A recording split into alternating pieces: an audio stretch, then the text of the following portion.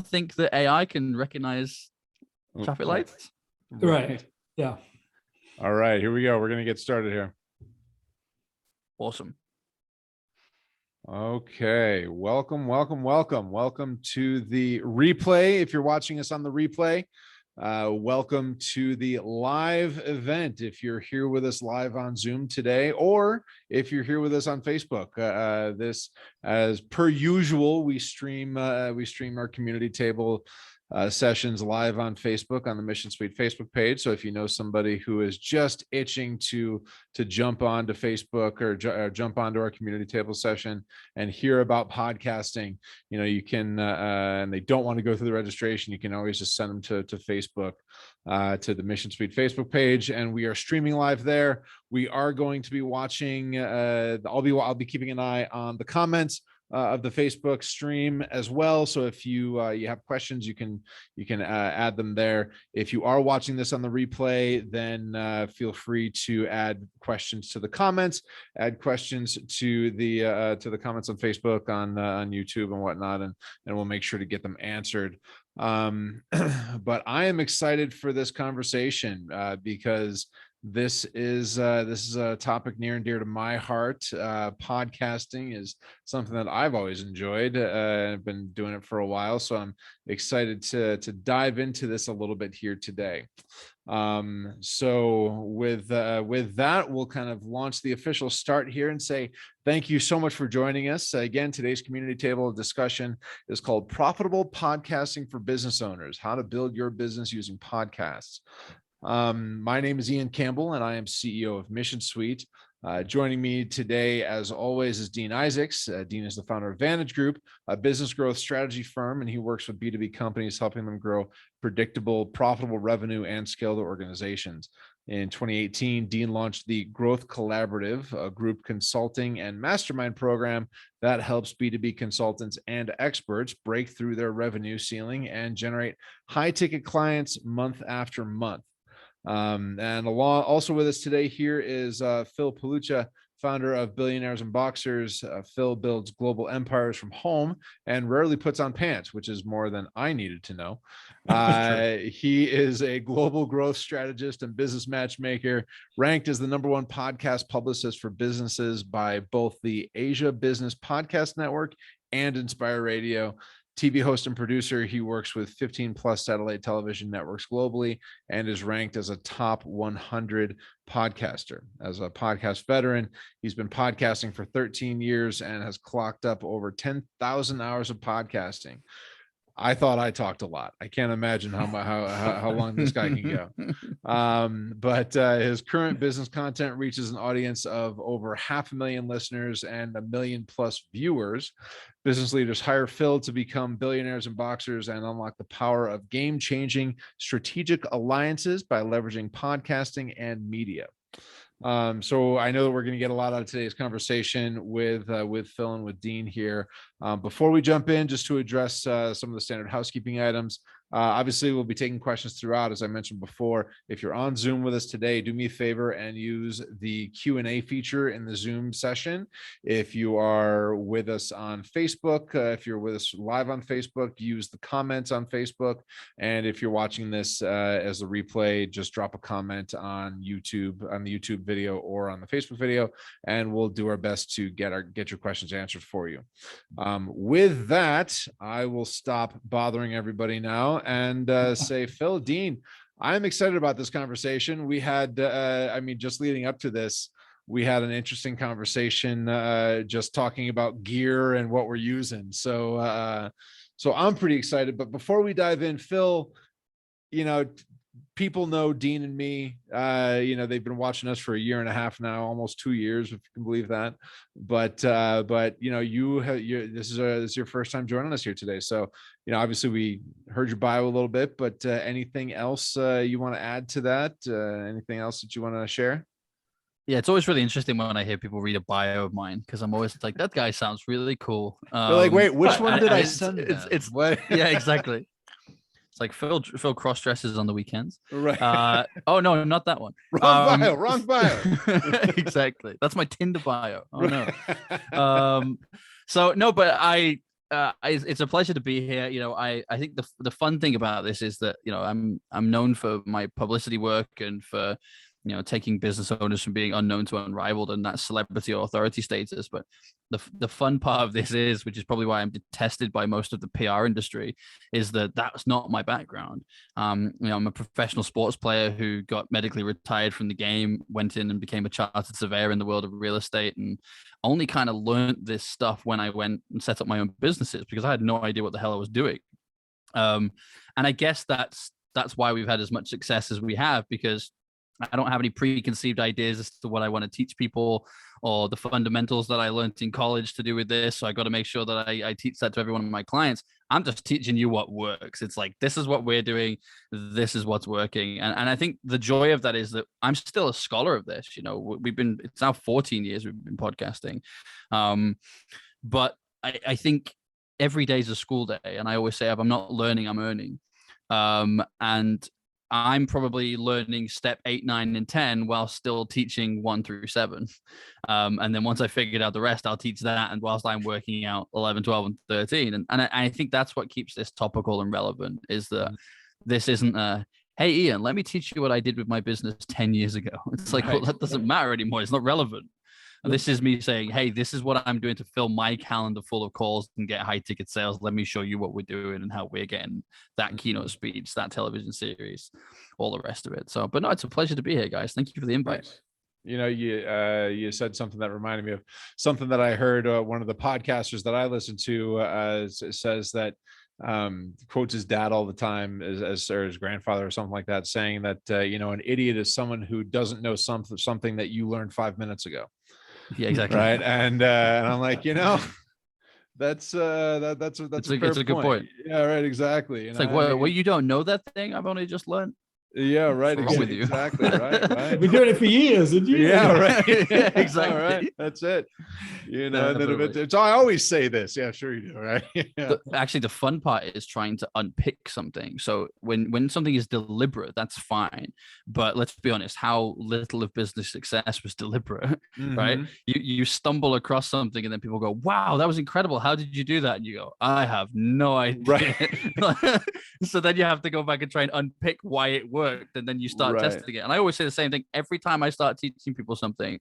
For at least the first 3 to 6 months, there's an element of me going, is this gonna work? Like, because I think I'm showing you the recipe. Exactly. And then when it works, it's like, whew, okay, that was all right. I can teach that one now. Oh, I love it. Very cool. So just to kind of, as we get started here, I want to kind of share with folks how we started our conversations here. So, because one of the things that I've talked to when I talk to people about podcasting, because I'm a big believer in it. I think it's a great thing. One of the things that I've seen over and over again is that people are always concerned, well, I can't afford to do that. Right. I mean, I need to, like, the gear that I need is going to be, I've got to have so much that whatever. Right. And Phil, you shared an interesting thing with us right before we hit record, like literally like probably 90 seconds before we hit record. And so I want to kind of open it up so that you can kind of share how you got, like, the gear that you used to get started. And, I mean, you can dive into the gearhead stuff, which I always engage in, but, what do you really need to get started in podcasting? Nothing. Like the cell phone, like literally nothing in this day and age. The cell phone that you have, I was explaining to the guys before we came on air that when we first started podcasting in the world of sport, we were recording using the free microphone and headphones that come with your cell phone. Like, that was what we were recording with. I made my first $1 million in podcasting with a blue ice mic that I bought for $30 secondhand off Gumtree, right? And it was only once we'd kind of generated that I thought maybe it's time to splash out on a nice mic. And I didn't even spend that much money. I spent like $200, and it was like for the whole thing off Amazon, right? The stand, the plug, it, like everything. There's like a child playing at it. It's like typing in like children's play set recording studio. This will do. It came with a free McDonald's hat. But that was like that's all you needed. Like back then it was even harder. I mean, I was explaining before, wasn't I, that when we first started, we used to have to record on Skype, and you could only record video and audio. So then we'd have to strip the audio out, and then we'd have to split it into two because we'd have to upload it to SoundCloud, and SoundCloud wouldn't allow us to just put the file in as one solid. It had to be split into two, sometimes three, depending on the show. If we ever got into a heated transfer discussion about sports, like this could be like a 3 or 4 parter, and it would drive you crazy. And then eventually Podbean came around, and we started using Podbean, but Podbean would only accept a certain type of file. So our process then was record it on Skype, strip the audio from it, split it into two, upload it onto SoundCloud, download it back off SoundCloud as an MP3, and stick it onto Podbean. And we used to have to do this for every single episode. Now, bearing in mind, as I started off in sports podcasting, we were doing 4 to 5 shows per week. So this is a lot of faff, right? Yep. There was a lot of messing about with this. And now it's never been easier to host a podcast, to start a podcast, to find podcast guests, to find podcast bookings. It's never been easier. So I think the opportunity is certainly there now, but with that increase in opportunity has come a decrease in profitability. So you have to know why you're doing it, because I speak to a ton of people who say, oh, I've done 50, 100 episodes this year. And it's like, great. How much money did that kind of bring to the business? And I typically hear answers like this. Either they're honest and they just say, not a lot, if anything, right? Or they say the politician's answer, which is, well, I don't know. It's kind of hard to track. It's like, it's not hard to track. No. If sales go up the day after a show is released, you know that's not a coincidence. If the answer is you haven't seen a particular spike, then I would suggest the answer is no.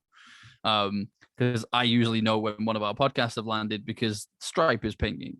So there's an entire strategy, and I'm sure we'll get into this as to how you make this profitable and the kind of things that you need to be considering as a business owner. But if we're talking about equipment, I mean, you're probably sat here looking at my microphone and my setup now. Now, as Dean will testify, I've only splashed out on this over the past couple of weeks. Yep. And I went really nerdy with it and just bought everything. Literally just go online and be like, best podcast setup ever. I'll buy all of it, thank you. But it's just not necessary. It's not necessary in the slightest. Ian, you mentioned that you can pick up something relatively affordable on Amazon Basics, and it's not flashy and it's not labeled, but it will do a really good job. So there's nothing holding you back at all. You're going to spend more on coffee this week than you could spend on a microphone and podcast setup that could get you started. So Absolutely. Yeah, I mean, to that point, I outfitted a 4 microphone setup with a pair of headphones for, let's call it $500, $600 all in, right? And you don't even need all the things that I got for this particular thing. It's just that we needed it for this, right? So it doesn't have to be expensive at all. Well, I think the Blue Yeti, which has won like podcast microphone of the year for like the past 3 or 4 years in a row, I think that's only about $150 new. Right. So exactly. You don't have to break the bank with this thing at all. I mean, and you were setting up a studio. Like most people, this is just going to be, I need 1 microphone and 1 pair of headphones. Right. Like, right. Well, you're golden. There you go. $150, $200 all in. You're good to go. Yeah, exactly. So let's talk a little bit about, some of these strategies to make something successful. And I know this is going to be this part of it is probably going to be a long conversation just based on some of the talks that we've had, but I'm interested to kind of hear from both Phil and you, Dean, to, where do you see the real purpose of podcasting for business, right? I mean, because Phil, one of the things that you mentioned when we talked kind of in advance of this is that, people go into podcasting thinking, oh, I'm going to get sponsors, I'm going to do this, I'm going to get that. And all of a sudden the podcast itself is going to make me $100 grand a year. And then I'm going to make, $500,000 off of the business that comes out of it. All that's, we find out that that's BS, right? But I mean, that's what people kind of tend to move into. So I'm curious to hear from the both of you, where do you see the real business opportunity without becoming a radio station? Dean, do you want to take it, or do you want me to go first? Why don't you lead in? Because I know your theory on this, and it's I've learned a lot from hearing you answer this question before, and I'll weigh in at the end. Okay, brother. So I agree with you. I would also add one more thing in there, Ian, as well, that actually people go into podcasting typically thinking, I'm going to make money from the podcast, advertising, sponsorship, all that kind of stuff, or they see it as a visibility play. Well, if 5 million people see me, then that's surely going to be a good thing for my business. And actually, both of those things are complete nonsense. It's kind of like, when you write a business book, unless you're J.K. Rowling or somebody incredibly famous, it's unlikely that you're going to make a lot of money from the book. The book is a credibility play. And podcasting is exactly the same thing. So I always say that the power of podcasting is not in the audience. It's in the VIP networking with the people that you want to do business with. And we'll talk about that in a little bit more detail later with I have a few acronyms, the 4Ps and the NCPs and all this kind of stuff. And I'll talk to you about what those are. But ultimately, it comes down to who do you want to build a relationship with? Because the audience is an incredible byproduct. It's a great byproduct. You will get sales from the audience, your audience and other people's audiences. But if that's why you're going into this, you're going to become really disheartened really quickly.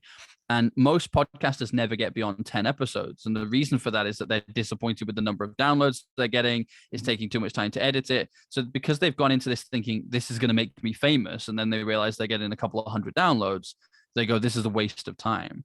And they have completely missed the power of podcasting, because it's better to be famous for 500 of the right people than 5 million of the wrong people. So I always say to people, would you rather an episode got 10,000 downloads or gave you $10,000? Because invariably they're not the same thing. Like, you can turn the host of a show, if you're the guest, you can turn a host of the show into a customer, and that might be worth $5, $10, $15, $20,000, or it might be a partnership and then it's worth $100,000 plus. And nobody ever listens to the episode. Do you care? Was that not the whole purpose of having that conversation in the first place? So advertising and sponsorship, I've been that route with the sports stuff. And I can honestly tell you that all it did was I lost some control of the podcast. That was it. We never got rich off it. And what I mean by that is, like, I fell sick earlier in the year, as Dean knew. Actually, it was last year at this point. And I took like a week, maybe even longer, of just doing interviews with people who were health specialists, because I wanted to see how I could recover better. Well, if I had a sponsor who'd sponsored my show, or advertisers who are paying me for a business content show, and I'm speaking with health professionals, well, they're going to moan, they're going to complain, they're going to go, that's not what we paid for, Phil. We paid for X amount of episodes having business conversations with people in this industry. So actually, why would you give away any control or power of your podcast? And again, it's the people that make me laugh the most are the ones that charge for you to come on their podcast. It's like, if you're charging someone to come on your podcast, you have completely missed the point of podcasting. Yep. Like you are so far beyond the line, you can't even see the line anymore. Yep. Yeah. The whole audience thing is the part, I think, that people get derailed before they even begin. Right. Correct. They think that's where the success in podcasting is. It's all about audience. Mm-hmm. But when you realize that that's not the goal, it's not about monetizing the audience. It's about the interaction with the guest and building a relationship one-on-one, not one to millions. It changes your whole perspective. It really does. I think the other thing about podcasting, that there are two sort of like question marks out there. One is podcasting has been around. It's old. It doesn't work anymore. Right. Yeah. We've heard that. And we'll address that. And the other is, so is this a podcast? Do we do video? Do we not do video? Is it audio only? How does that whole thing work? Can I just pre-record a Zoom?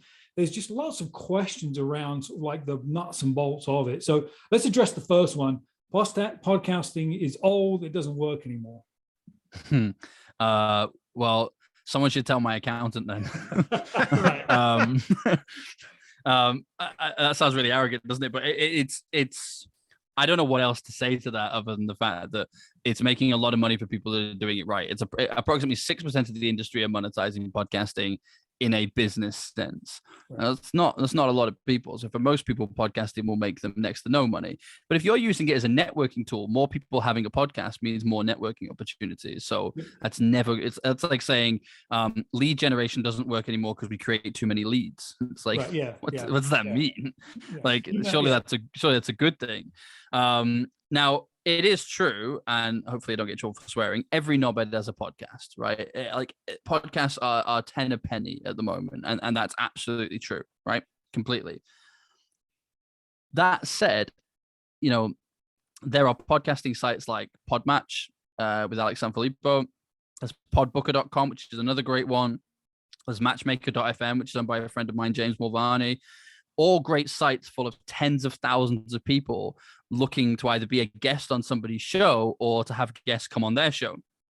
That is a hell of a lot of networking opportunities. You know, if we people will pay good money in Facebook ads to have somebody physically raise their hand and say, I'm interested in having a conversation with you about that. Yet they will overlook podcasting because it's old and outdated. Yeah. And it's like, you have missed the point here completely. Like there is an abundance of networking and lead generation opportunities here. Yeah.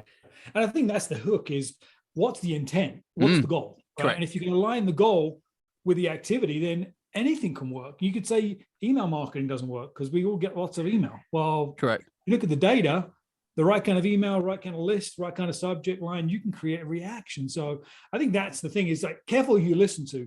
Those that have tried to podcast, build an audience and monetize that, say podcasting doesn't work because they're focused on the wrong thing. So put it this way, Dean, I'll tell you when it doesn't work because I'll have stopped doing it.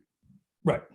Yeah. And it's as simple as that. So I will tell you. And I've said to people, it's not going to last forever. Like, I've been doing this over a decade now, and this has been phenomenal. It's going to go away at some point. I don't know when that is or where it's going to go, but it is, right? I even thought at one point that Clubhouse could do away with it, but then Clubhouse ended up just being like TikTok for audio crazies. It just became this very egotistical place where everyone loved the sound of their own voice. In fact, it's funny. I did an exercise. I was on a chat with somebody. I shouldn't share this. I was on an exercise with somebody and they said, I can't seem to get a word in Clubhouse. So I said, let me have a play with it and see what I can do. See if there's anything we can play with here. And as part of an exercise for a customer, I won $20,000 worth of business because I went into a podcasting room, listened to this guy giving advice to people about podcasting, went onto the profiles of the people who'd asked the questions, messaged them an audio note on Instagram and said, that guy does not know what he's talking about. Please do not follow that advice. If you want some real advice as to what's going to work, I'd be happy to jump on a call. I generated like 10 sales calls off the back of just listening to what he said, going, that's terrible advice, and then messaging them. So there's always a way around it. I win clients from, these messages that we hate, like on LinkedIn, where people send you that War and Peace style message. I win tons of clients from those. I don't ignore them. I respond to them. I say, ooh, can I be really honest? I want to give you a bit of feedback on your approach. Because if I look at your profile, you're clearly a really credible guy, but this approach stinks, dude. I'm going to be really honest. Can I give you some feedback? That usually leads to something like, oh yeah, actually, I'd really appreciate that, because like, I don't feel good doing this either, but I need more business. And it's like, fine. And it's not working, right? Yeah. It's not working. Let me tell you what's working. Like, have you done this? Have you done? And that turns into a tremendous amount of clients. So sometimes being cheeky works, right? But the whole notion that because there are more people podcasting now, it doesn't work. It's just simply not true. It's like you said, there are more, even, I don't know what the numbers are, but if there was like 10 million people listening to podcasts and there was only 1 million podcasts before, or 100,000 podcasts before, and now there's 1 million, clearly we were getting much more downloads than we were to begin with. But so if your focus is downloads, it's harder than ever. Absolutely. Right. No doubt whatsoever. But your focus should never be downloads. Yep. For sure. Now, one of the things that we've talked about is that there are a couple different ways to monetize, to make podcasting effective for you, right? And that's by hosting or guesting, right? And so, what are some of the things that we do? Obviously, we're talking about hosting, and we'll come back to that because that's probably what we're focusing on here, or probably what most of the people that are watching this want us to be focusing on. But I want to make sure that we talk about guesting quickly because, a lot of times I'll get people touching base with me saying, hey, I want to be on your podcast. And it's like a Reiki healer who wants to be on the Referral Bench podcast and making something up right now. But I'm like, well, why? Right. I mean, what's that going to do for either of us? Right. And so I'm curious if you guys have any sort of insights into, first of all, how to choose what podcast to even approach and what the best kind of methodology is to get on those things. And then further, how do you actually become, to use that to get more business? Oh, I love this question. Okay. So I'm good because I'm glad because it was a long one, right? Yeah, no, I like this question a lot. Okay, so I have a rule, which is it was the 3 Ps, now is the 4 Ps. So it's purchaser, partner, promoter, or platform. If they're not one of the 4 Ps, why are you talking to them? Why are you going on the podcast? So if they're not going to buy your stuff, become a partner and introduce you to more people who will, promote you to more of the first two, or give you a stage, platform, television show, or whatever to meet more of the first three, why on earth are we doing this? Otherwise, it's just a complete waste of time. Bless my team. They must get a couple of hundred requests like this per week with people saying, I want to come on the show. I mean, like, the thing is, I talk to say, I don't care about the numbers. We do over 1 million downloads a month now on our show. We've just found out we're in the top 5% of podcast downloads worldwide. Like, I love that. It's great. But I still don't care about the audience, right? I don't ever start asking questions because the audience want them. I ask the questions that I want to ask, that I want to learn, that I find it interesting, and other people find that interesting too. Good for them, right? So the 4 Ps is definitely a good way of using that criteria. When I talk about partners as well, because sometimes people get a bit confused about partners. It's like, wait, are you talking about affiliate partners? Are you talking about like business partners? Like, what are you talking about? So I talk about NCPs, non-competitive partnerships. Who works with the same target audience that you do, but delivers a different service or product? Right. So who works with the same target audience that you do, but delivers a different service or product? Because if you have 10, 15, 20 of those partners and you're all referring each other, that's phenomenal. And let me let people in on a little secret as well. For any of your listeners who've never done sort of keynote speaking or been on the TV circuit or any of that kind of stuff, like, people don't get discovered. That's not how this works, right? No keynote speaker has ever been just chatting in the office and someone's rang them up and went, oh, you'd be amazing for our main stage. Like, that never happens. They've been pitched or they've been recommended. So having these types of partnerships is phenomenal, because if you end up with a partnership scheme, I tell you this every single time this happens without fail. Phil, we want to sign you for this keynote speaking gig. Great. This is fantastic. Who's the audience? Blah, blah, blah, blah, blah. Sort out the deal. Great. Really excited to have you here. We are still looking for speakers and workshop organizers. Who do you know that we should speak to? Who do you know? So it's like, here's my partners that will recommend me to the stuff that they've been doing.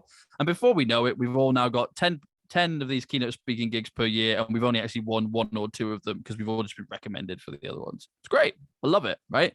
So podcasting is a phenomenal way of finding that. Your vibe attracts your tribe, and podcasting is a phenomenal way of finding those people. Now, actually, that applies both as a host and a guest, I think is fair to say. Where I draw the line to differentiate between the two, and so we'll dig into the difference, and then I'll dig into to how you actually turn that into cash, right? Your own podcast, as in you being a host, is about learning and about networking. That's it. Learning and networking. You appearing as a guest on other people's shows is about sales and credibility. And the reason for that is, when you're on somebody else's show as a guest, your job is to give the golden nuggets. That's why you're there. You're there to give the golden nuggets, right? But your job as a host, or at least it should be, is to extract the golden nuggets from your guest, like you just did. You asked the question, you get an answer that people are now going, okay, this is making a lot of sense. That's a good host. I'm hopefully being a good guest. I'm providing those golden nuggets. The problem is when people get them confused, right? And they try giving golden nuggets on their own podcast. And it's like, well, they're not here to listen to you. They're here to listen to you get the information out of that person, right? If you want to give the golden nuggets, go and be a guest on somebody's show. Mm-hmm. And then again, I've seen it the other way, where people kind of like, well, it's their show. I didn't want to steal the limelight. And it's like, that's why you're there. Like, the whole point of you being there is to give the information and say, ta-da, like, there you go. So once you apply those things, so the 4 Ps and the NCPs, into a strategy, the websites that I mentioned earlier, podbooker.com, matchmaker.fm, and podmatch.com. Thank you. Alex would have killed me for forgetting his. He wouldn't have been happy, would he? All great sites, all fantastic, if you apply that strategy. If you don't apply that strategy, they become a massive drain on your time, and you end up having loads of conversations with people that you should never have been in a room with at the same time. And the podcast itself is where you build the relationship.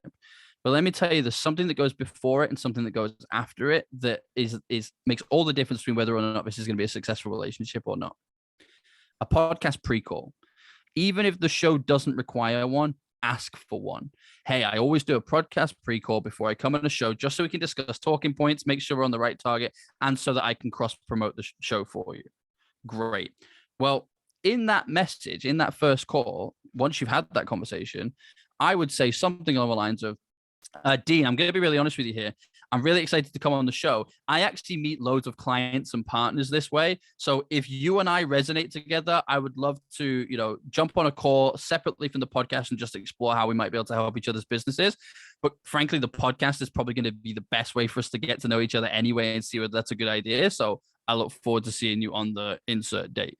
Well, now I've just planted the seed. I've told them that that's what's coming. So if you resonate with this person, important distinction, if you resonate with this person, if you don't ask them, because it works with them too, right? and you don't want them. But if you've resonated with this person during the interview, as soon as you're off air, this is typically how it goes. Hey, Ian, thanks so much for being here, man. It was a great show. Listen, it typically takes 6 weeks to edit and then we get it released. You got any questions for me? No, I'm good. Thanks, mate. Bye. Like, are you serious? You've just spent like an hour building a relationship with this person. And you're just going to go, thanks, bye. It's like taking a girl out on a date, having a great date, and then forgetting to ask for a number at the end of the night. Like, this is just schoolboy error. It's like, what are you doing? Now they think you're not interested, right? So at the end, you say, Ian, I mentioned that if we resonated together, we should arrange another call. So unless you're like a Hollywood actor, dude, and you deserve like an Oscar, I kind of felt like we hit it off. We enjoyed this conversation, right? How about we arrange a 30-minute call separately to explore kind of what this looks like and how we might be able to help each other's businesses? What do you say? 9 times out of 10, if not more, people will say, yeah, definitely. Little secret question, tip of the pros. Here's one for you. I then say, great, I have a couple of things that I want to discuss. Based on what we've just done in the interview, what kind of resonated with you? What would you like to discuss? Most of the time they say, well, when you mentioned about monetizing the podcast, or when you mentioned about the lead generation thing, I suck at that. Or when you mentioned about getting stages, I really need more of those.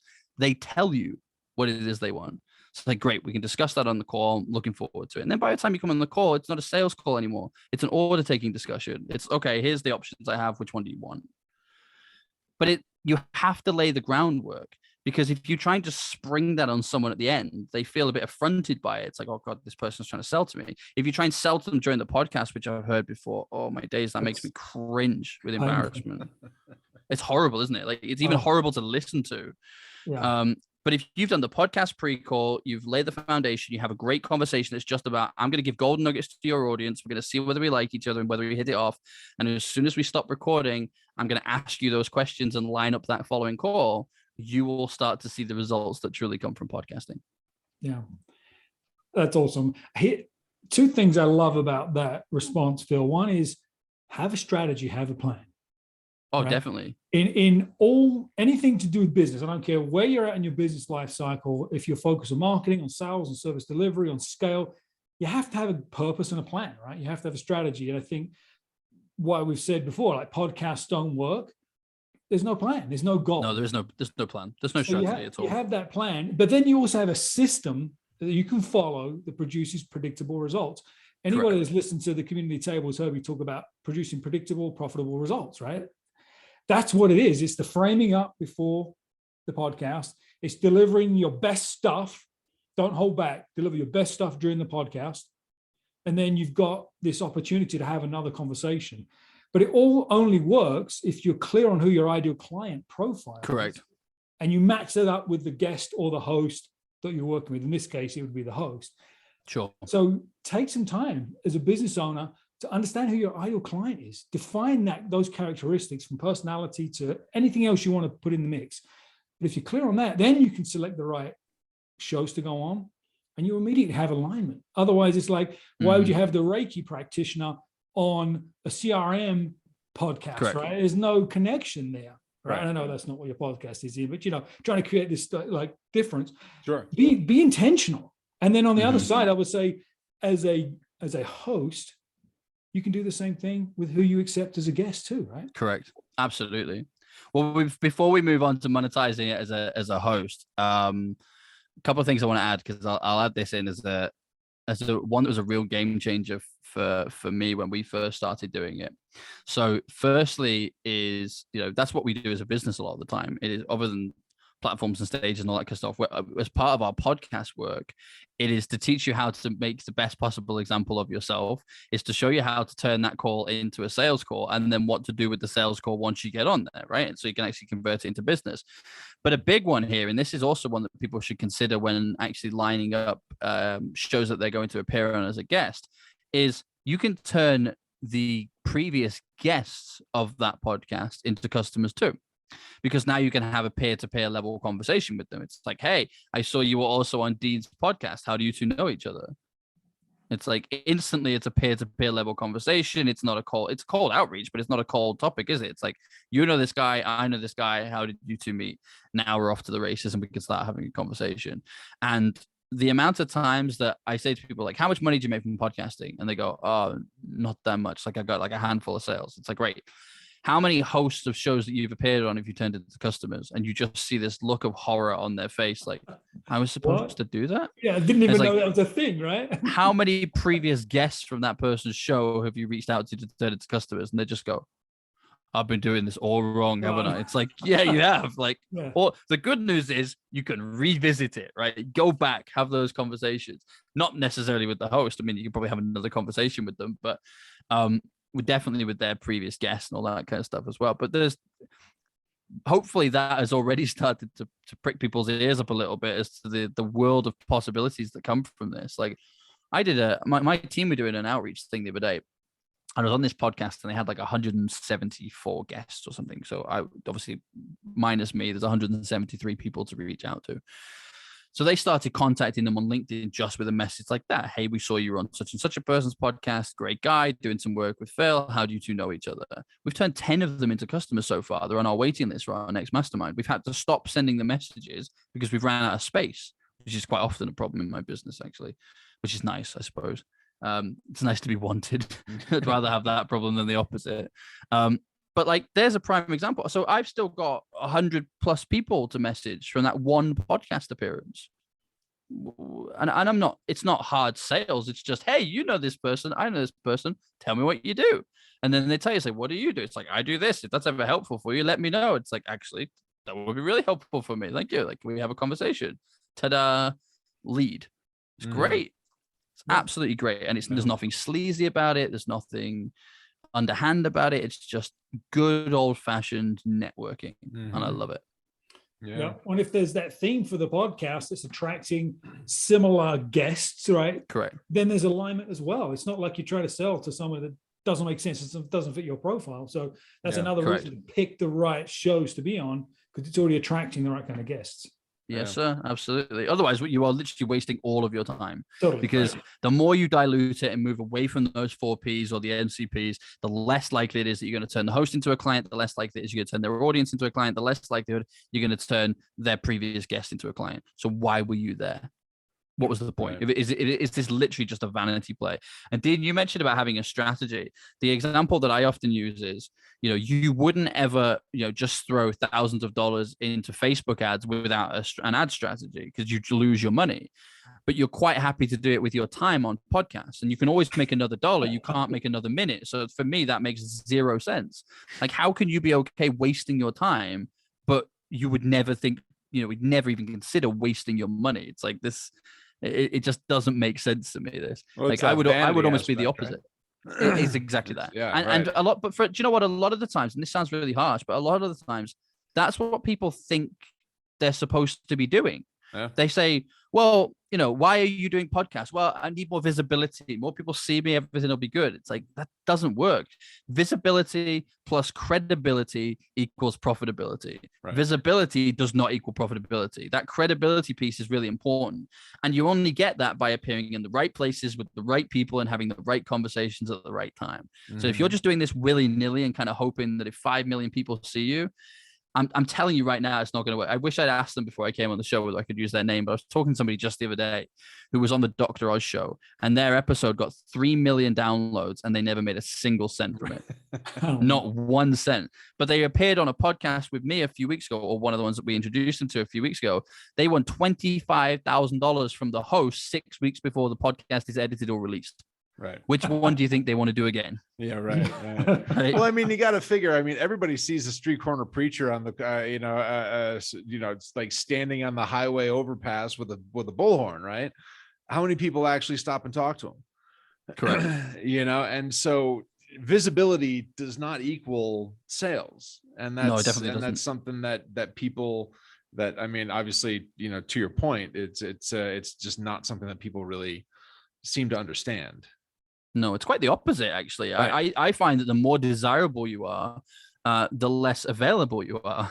Yep. Like again, why do I keep talking about girls in bars today? But it's kind of like if you go to a bar, you don't want to go to the girl. It's just like she's going home with someone, right? Right. Just buy her a drink and she's yours. You want to go and try and chat up that girl that's knocking everyone back. You want to be the one guy that manages to get that girl's number, right? Mhm. So it's the same in business. Like if people have to work hard to work with you, if people have to go through some hoops to qualify to work with you, having the money on your credit card is not a qualification to become a customer.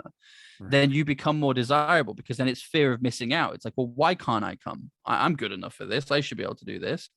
And appearing on every podcast possible is you just whoring yourself out across the industry, saying, I'm anybody's. You ask me out, I'm going to come out. It's like, nobody wants to take that girl home to mom, right? So, Dean, let me ask you, talking about this and just to kind of put a period on the conversation about being a guest on other people's podcasts. We talk a lot about kind of overall strategy and all the pieces that play into that strategy. Where do you see this as kind of a priority for like a business owner, or so kind of somebody from our audience, if they were to say, this is something that I want to add to my strategy, where do you see that as fitting in the kind of priority stage, if you will? Yeah, I think it's a little different depending on the audience that you're selling to. If you're selling to mid-market corporations, kind of B2B, you're selling professional services, then this sort of guest host play is a little different. I would say at that point, focus on being a host, because then you get the ticket to wait in front of that CEO to have them come in and talk about their story and their business and their challenges and their successes. And that's a different play to being a guest trying to sell to, let's say, the host. So I think that I'm working with a client now. They're a SaaS software company. They've got this sort of niche software product, and we've refined their market and their audience. And we know what personas we want to sell to. And they have a podcast, and they launched the podcast at the beginning of the year, and they were bringing on other professionals in the industry, nobody that's going to buy their stuff. So we're pivoting that strategy now. So their primary target for guests are the CEOs and executives that will buy their stuff, and they want to come on. They want to talk about their world. So for me, I think that's a really important sort of consideration: is where do you fit in the market and who are you selling to? Mm-hmm. Mm-hmm. Excellent. And incidentally, Mission Suite works with Dean, and he basically just described exactly what my salesperson and I have been talking about. So I don't know if we're the one that you're talking about, or if it's a different SaaS platform, but it would be talking about you like you're not here. I know, right? Exactly. There's this one guy that we did that we work. This guy I know. Let's call him Ian. Right? Yeah, right. Exactly. I don't know why, but I actually say there are two SaaS clients I've talked to recently about that. But I tell you what, Dean is absolutely spot on with this. So I think it all depends on what you sell, right? So if you're selling to coaches, consultants, marketing agencies, all the types of people that currently have podcasts, then a guest strategy works really, really well for that. I would say tech and professional services in particular, it's better to have your own show and to network with those people. So I think it's pretty common knowledge at this point. I grew and sold 2 professional services businesses using podcasting. And when I say that, people are always like, well, what does that actually mean? It's like, well, take my recruitment business, for example. I had an executive search business, completely retained. We were the first people in our industry to be 100% retained. And that would be half an argument. People, they'd be like, well, we don't pay retainers on those roles. It's like, then that's why you keep getting crap. And they're like, oh, that's interesting. But what we did was I took this sales team and we were doing the traditional, we had people cold calling, we had people scraping the resume sides, we were just doing the same thing everybody else was doing essentially. And I was like, this sucks. Like, I want to use the podcasting for this. So initially I did it with 1 or 2 people in the business. Eventually, both of my teams, in terms of delivery, the people that were winning the clients, and candidate attraction, both did all of their podcast, all of their networking and all of their BD via podcasting. So here's how the structure looked. We were working with professional services and real estate, mainly commercial real estate. So I had my sales team doing nothing but inviting CEOs and MDs of companies who qualified the type of businesses that we wanted to work with, inviting them onto a podcast with two questions in mind. Number one, who are you and how did you get to where you are? We want you to share your story. Why? Because people love talking about themselves. Mhm. Number two is, what is your business doing and what's the plans for growth over the next couple of years? Why? Because that's what they're paid to talk about. So now it's like a big win-win. This is free publicity for them. This is great. And at the end of the conversation, we would say, listen, we work with a number of these people in the industry. We know it's really tough to find these types of people. How are you getting on? And a lot of the times it would just result in, well, actually, we're really struggling with that. Or you couldn't help us with this, could you? Like, we're really struggling with it. And if you go to the MD or CEO, they're not usually the people who deal with recruitment. So they would go, here's my ops director, here's my sales director, here's my whoever, right? And they would just introduce you. And I would call up and I'd say, hey, Ian, I hope you're doing well, mate. I don't know if Dean mentioned, I was on a podcast with him the other day. He did an interview with me. He mentioned that you guys are really struggling with senior business development managers at the moment. I have a couple in mind because we've just finished an interview process for insert competitor's name. How can I help, mate? And it's like, oh, actually, like I could do with seeing some more of them straight. Like, it's done. The whole deal's done. There's no negotiation. There's no nothing. It's done. Right. And then it would usually go to HR and you'd just say, I'm working with Ian. Dean told me to work with Ian. He told me to just get the agreement sorted. Do I need to send this to him or do I send it over to you? And they'll go, no, we'll do it. Just send it us and we'll sign it. Like, don't bother the CEO because then it makes it look like we're not doing anything. Right. Just send it to us. Done. Meanwhile, we're interviewing the top performers from companies around the industry saying, Ian, you are a senior tech business development manager in this space. How are you doing so well in this space when other people are falling short? Would you like to come on a podcast and talk to us about who you are and how you started and what's going to happen with your career over the next couple of years? Get to the end of the podcast and say, listen, Ian, I don't want to try and steer you away from what you're doing, but it seems like you're doing some really amazing stuff right now. I'm working with some clients who are looking for people to kind of come in and head up this team and really kind of stamp their own authority on this. Under what circumstances would you leave your current position? Like, what would I have to bring to you for you to say yes? And they usually just tell you, well, I'm looking for this. So actually, I'm getting a bit stale here. Like, what have you got? And before you know it, you're just matchmaking the two together. So I had no traditional salespeople. I just had lots of podcast content being made by both sides. And then somebody came to me who owned a marketing business and was like, how on earth did you do that? We're a marketing consultant agency who do ad agency. So they were working with mainly commercial brands who wanted television advertising. And they were like, it's such a cutthroat world. And they did exhibition stands as well. So it was like $250,000 to $400,000 per deal every time they got one of these deals. And they were like, it's so competitive. How do we find them? So I went in and taught their sales team how to do podcasts. And lo and behold, they've now got a podcast studio and that's all they do. I got brought on as a partner. I took over my share of the business and eventually we ended up selling that one as well.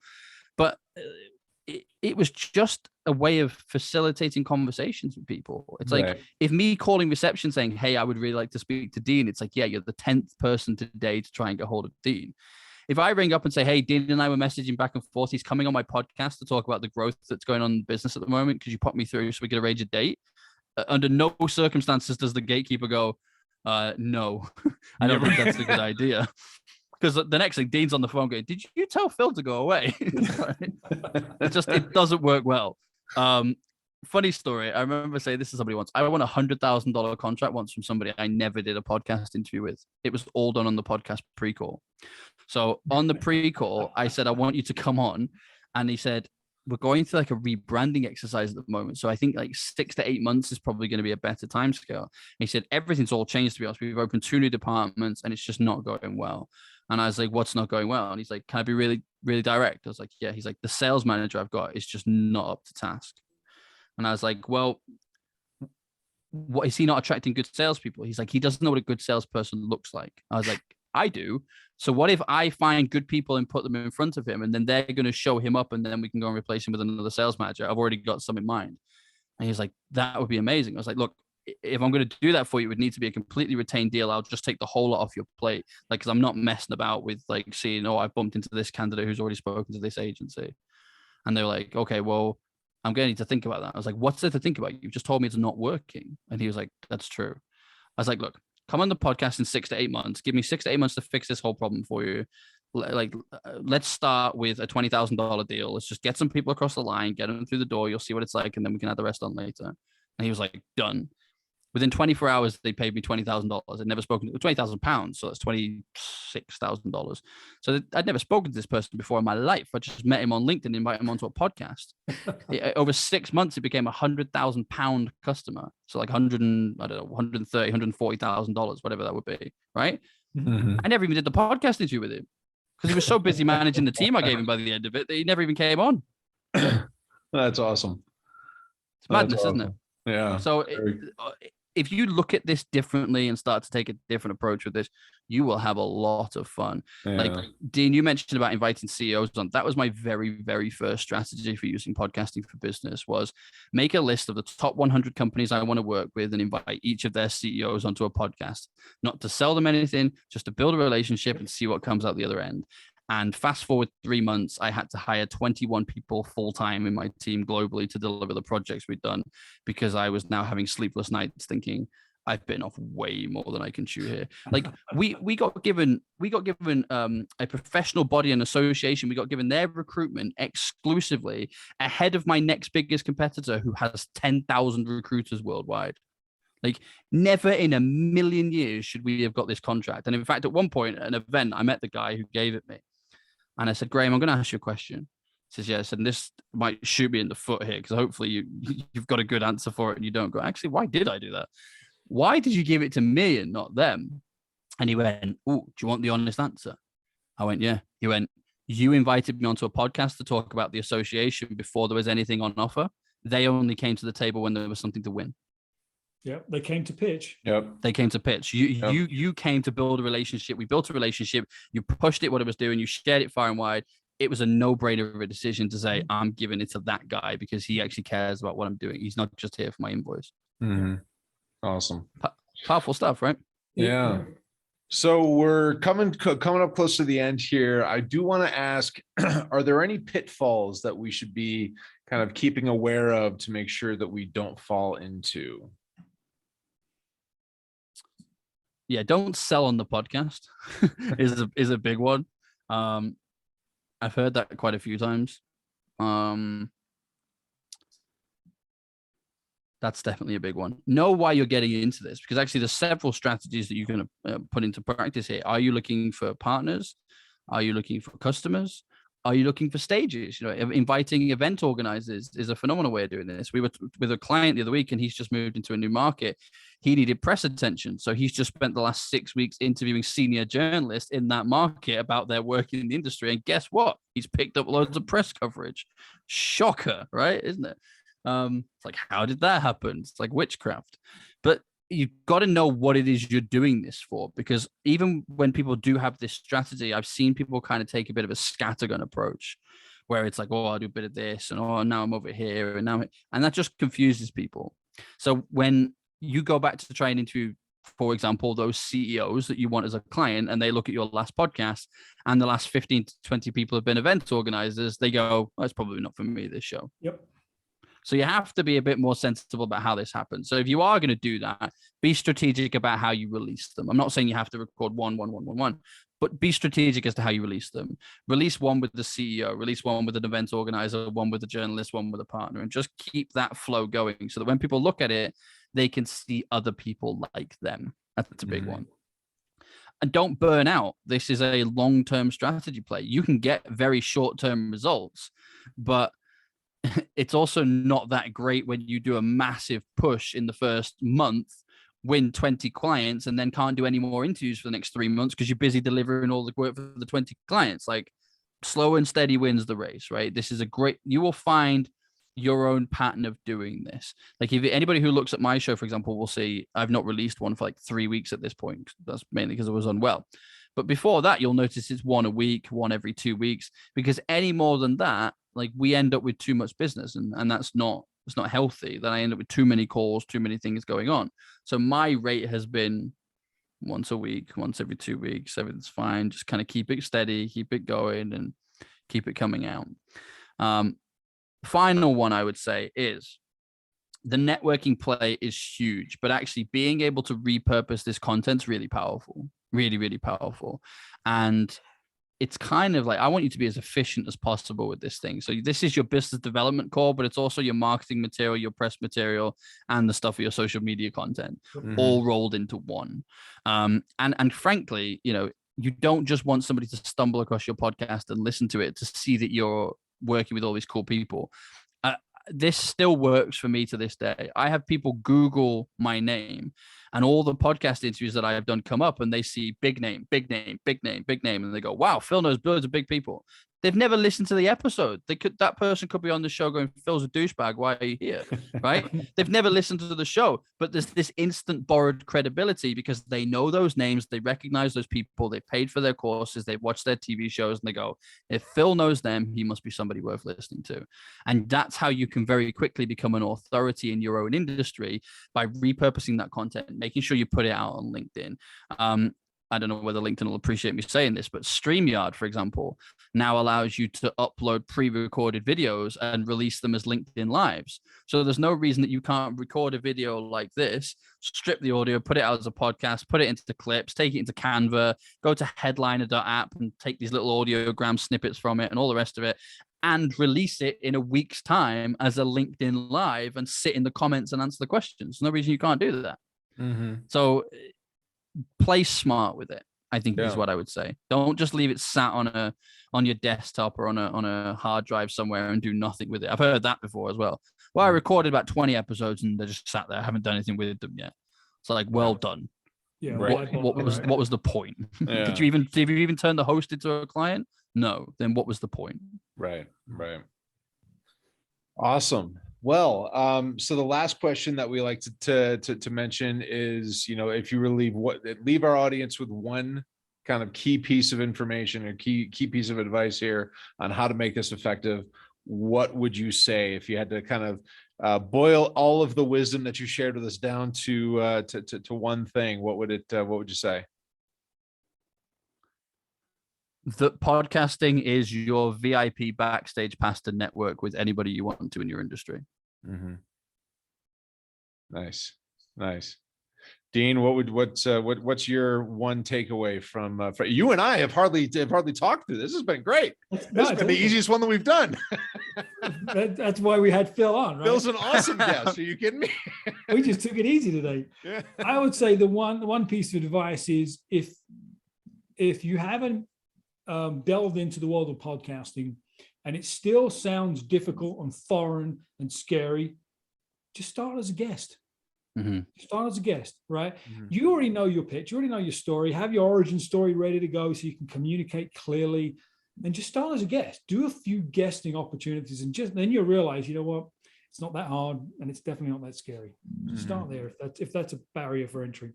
Awesome. Oh, it definitely is a great barrier to entry. It's like it's the easiest place to start, right? And one of the things that I use as an example for that is that, I don't know if you know this, but comedians, what they do is they go to like open mic night and they'll practice jokes and they'll write down the one joke in 10 that got the most laughs in a little book. And then when they have an entire book full, they'll go and do a Saturday Night Live, or they'll do a tour, or they'll do a special, right? Think about podcasting in the same way. Share your stories, learn from hosts, learn like, oh, I like the way they did that. I like that final question. I like that style and approach. I really dislike that. I don't want to do that in mine.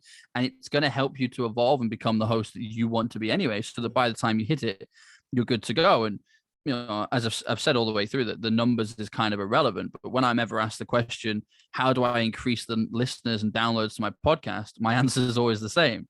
Appear as a guest on other people's podcasts, because the quickest way to reach 1 million people is not to get 1 million subscribers. It's to appear on 10 podcasts that each have 100,000 listeners each. And you can do that in a week. So the quickest way to get people to come and hang out with you and check out what it is that you're doing and who you're with is to be a guest on the stage where they're already looking, where they're already watching. Don't reinvent the wheel. Awesome. So Phil, where remind us where we can find you? Good question. Everywhere on a podcast usually.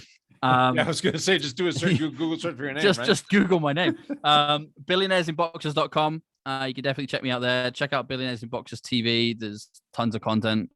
We're now on our 3rd season, although we've had to record the last one during lockdown from home, which was not pleasant. I was saying this earlier. I do not like being my own audio engineer. It's not fun. So that was lots of fun. However, I would also say this, on LinkedIn, if you come and drop me a message or come say, hey, I run a monthly networking event called Profitable Networking Monthly. It's completely free for people to attend. If you want to start getting on podcasts and learning how to monetize it and all that kind of stuff, we talk about that every single month. There's tons of podcast opportunities. See Dean nodding away there because he's been involved in quite a few. Join the group. It's awesome. You'll get tons of value. Do it. Thanks, man. Don't hesitate. Yeah, well, look, it does what it says on the tin. It's Profitable Networking Monthly. You win clients, you get bookings, you get media attention. Nice. It's exactly what you want. And I think the cool part about that is there's lots of people at different stages there. There are going to be people just like you who are like, oh, this is scary. I don't know what I'm doing. There's going to be people who have just got started and they're like, well, hey, I'm starting to see some money from this. This is great. And then there's the people who are right at the other end that are like, I've been doing this for 5-10 years now. It's my number one business development tool. It's brilliant. So come hang out. You'll learn a lot. You'll get some clients. You'll make some money. You'll make some friends and hopefully fill your calendar full of some really cool calls. So check that out. It's Profitable Networking Monthly. Next one is 28th of April. So like a week or so away. So you're more than welcome to come join. Beautiful. Excellent. Well, thank you so much, Phil. Thank you, Dean. I appreciate you y'all being here and really enjoyed this conversation. Again, this is going to be up on Facebook, on YouTube, and LinkedIn, and all the things. So we try to take our own advice and make sure that this stuff gets out there. That it doesn't just sit on my hard drive. So keep an eye out for it. And if you have anybody that wants to see it, definitely pass it along. And we appreciate you being here and joining us for today's session of the community table. And we will see you next month. Cheers, all. Thanks, everyone.